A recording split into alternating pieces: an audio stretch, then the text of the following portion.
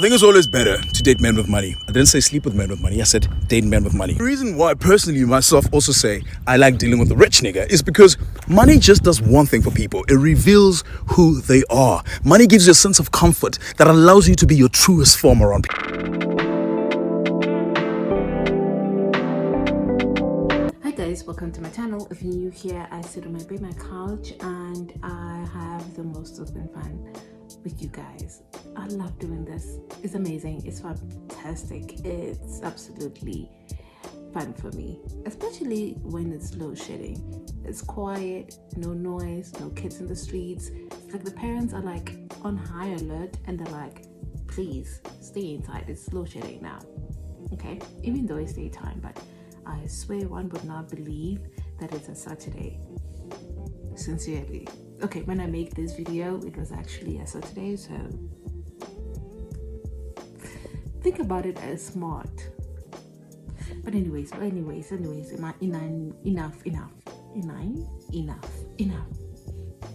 Now guys, I advocate for women having their own thought process, their own money, their own way of living. Your life should not revolve around a man. And if a man comes in your life, that man should enhance your life and make it better. But at the same time, whenever we talk about Black South African men, they are so quick to say, oh well, other women do not demand money. Please show me any white woman that would be with you without money. Please show me how a Karen van der Merwe will be with you without money. And she has to support your black ass. Not only just supporting your black ass, but deal with the constant harassment that comes from her family. So I know I'm moving out of the topic, but I just wanted to highlight that and be like, you know, don't be so quick. Don't be so quick. Okay, relax, black man. Okay. Now the other pointer is that date with money. Like, you're not a builder. Date a man with money, date a man with potential.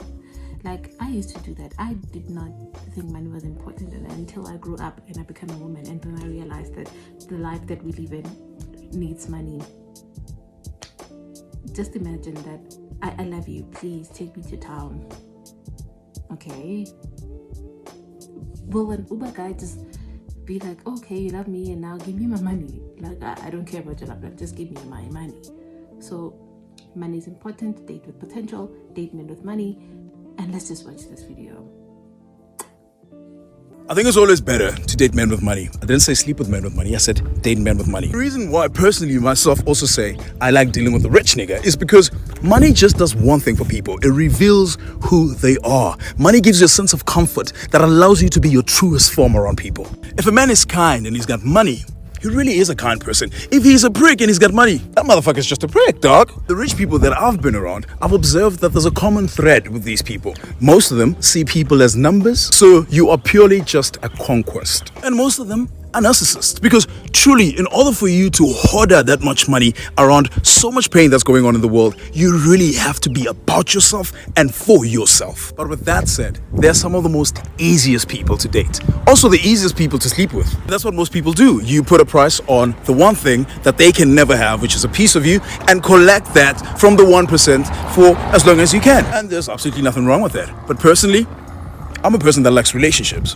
Beneficial relationships. Here are my 4 rules on how to date men with money.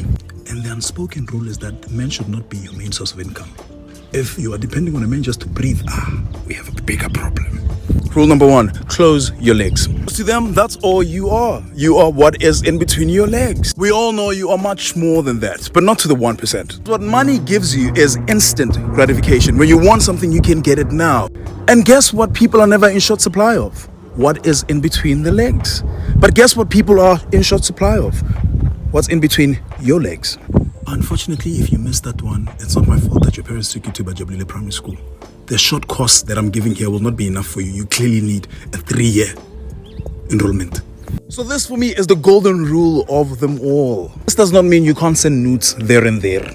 Rule number 2, be the voice of affirmation.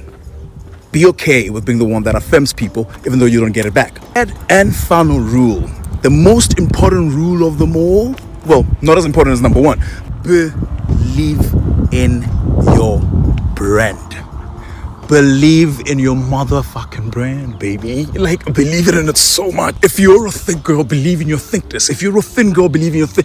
Be so about your brand that nobody else can come and shake you about it. You have to be so confident. Because those rooms are not for the weak. You have to be about yourself. And the best way to do it for me is with fashion. That is the first start. When you leave the house, look at yourself in the mirror and say, every day, not just month end, not just when you go into, every day. When you look at yourself in the mirror, be like, this is the best version of myself I could ever give to the world today. Because one thing about people, when they can't buy into something, they try and tell that something that it is not worth the value it's putting out. No, she's not that pretty. No, she's not even that sexy. Because they cannot buy into you. But when your voice is about believing your shit so much, ain't nobody can tell you none, baby. Keep those 3 rules. I'm telling you, you'll go very far in life.